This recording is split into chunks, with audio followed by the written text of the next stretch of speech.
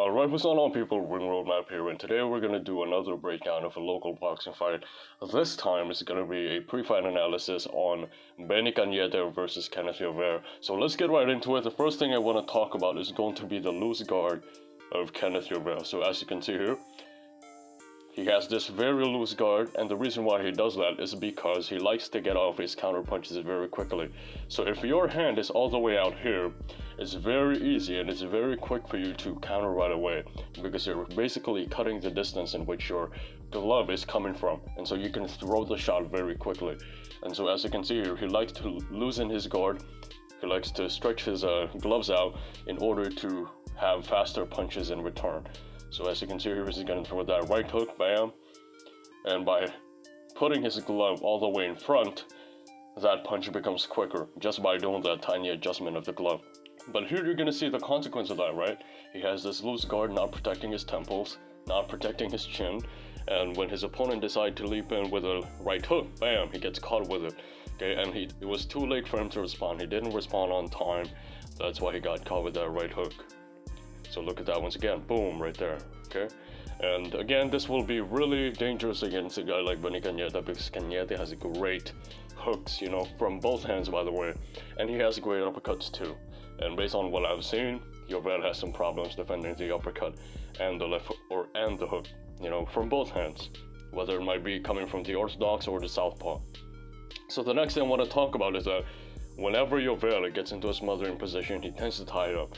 Or whenever Llover gets into an inside position, he tends to tie up. Why is that? Because he has no inside fighting at the moment, okay? And I'm not saying that to knock on Llover or anything. He can definitely improve it, you know, just like how Pacquiao improved his inside game. Although Pacquiao is definitely more of a mid-range fighter, he never really developed his inside fighting to the extent that, you know, would be called above average. But if you look at Kenneth Llover here, whenever he gets into an extremely close position, his first tendency is to tie up. And so for this particular example, he was off balance. So he threw a right hook, ended up becoming off balance, and his opponent threw a left hand simultaneously. So they ended up smothering each other. And what he did here, he dived in, he ducked down, put his head on the right arm or underneath the right arm of his opponent, and then he decided to try and tie up. Okay, bam, look at that right glove right there. He decided to tie up. And this is his natural tendency whenever he gets into, first of all, an extremely close position, and then secondly, whenever he gets hurt. Whenever he gets hurt, he tends to tie up. He tends to look for the body of his opponent so that he can hold on. The problem with this is that if you're facing a guy like Benny Cañete, he's much stronger.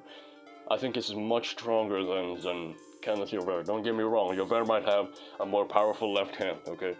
But Benny Cañete is stronger physically. So if you try to tie up against Benny Cañete, he'll just push you around. You won't be able to hold on to him for too long.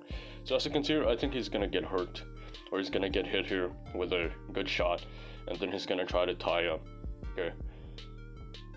So here it is again. He tried to tie up when he got into an extremely close position. When he got overwhelmed by shots, you know, by punches, he decided to tie up. So let's look at this. Right hook. Alright, he did a pretty good job throwing the right hook there to push him back. And then let's look at this. Another right hook, but his opponent just ate that. Okay, his opponent just blocked that, and he kept on coming forward, Now, he finds himself at a range where he cannot punch, he cannot throw his straight punches. What does he do? Bam, ties up, he looks for the body of his opponent so that he can hold on. And then here on the inside again, he's tying up. Why? Because his inside fighting is not yet polished. So again, Llover will win, or Benny Cañete will win in that particular aspect of the game, because he's just much stronger than Kenneth Llover. Lastly, or second to the last I should say, is going to be the check hook of Llover, which he uses a lot to prevent his opponent from coming in. So as you can see here, again, he's using that loose guard in order to get off his right hook very quickly. So his gloves are all the way in front. What does he do? The moment he sees his opponent coming, or the moment his opponent steps in, he just throws the right hook right there. Not much power into it, like a Pacquiao, but you know, it's quick and it catches you off guard. So what do you do?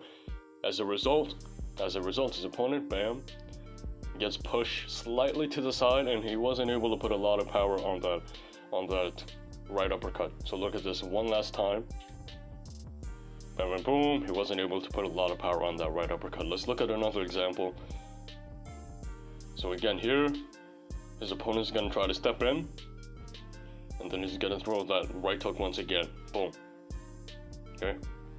Now, we're gonna look at neutralizing the right hook and how Amistoso in this particular fight was able to neutralize that right hook by Llover, which I think Benny Cañete can do much more and much better than Amistoso. I think he can I think he can neutralize the right hook way better than Amistoso did here. So let's see how exactly he neutralized the right hook of Kenneth Llover.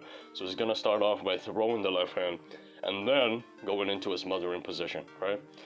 Going extremely close on Kenneth Llover, and watch what Llover does here. He bends down. As a result, he gets overwhelmed and he doesn't know how to react, right? He shoves up and then he bends at the waist. So look at that once again.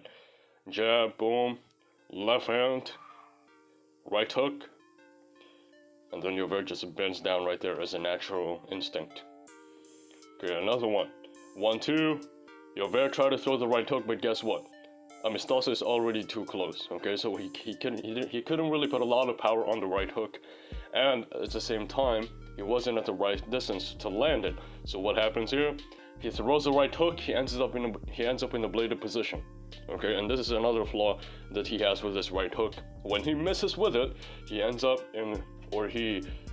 being in a bladed stance. And what happens here is that he cannot see. He's at an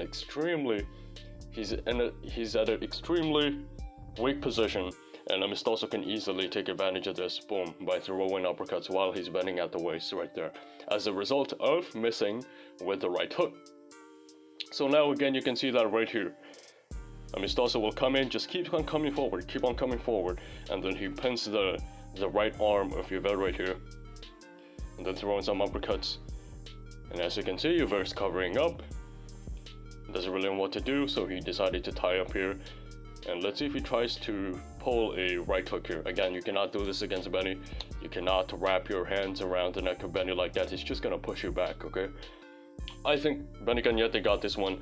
By the way, I'm gonna watch this in person, so if you're gonna go to that same event, if you're in the Philippines, I'd be glad to meet you guys and, you know, we can have a chat about this fight. If Llover proves me wrong, look, I'm gonna think that this guy's legit, because he still has a lot of flaws, but, you know, he's got a lot of gifts on his side as well. So that was it. I'll see you guys soon. Subscribe if you're new, and join my Patreon if you want to. Peace out.